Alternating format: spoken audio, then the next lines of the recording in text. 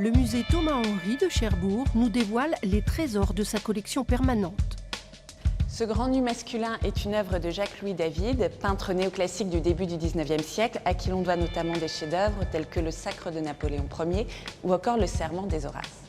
Cette œuvre est un exercice que David a réalisé alors qu'il était élève à l'Académie de France à Rome. Pour représenter cet homme nu, David s'est inspiré bien évidemment du modèle vivant, mais il est allé insuffler à cette œuvre un certain nombre de références artistiques qu'il a pu découvrir en Italie, notamment la référence au Caravage, célèbre peintre de l'époque baroque, que David a pu observer à Naples ou à Rome.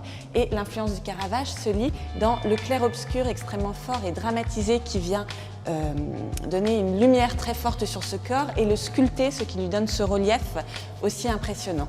La référence au Caravage passe également par un détail, les pieds sales qui sont vraiment un marqueur de réalisme dans l'œuvre.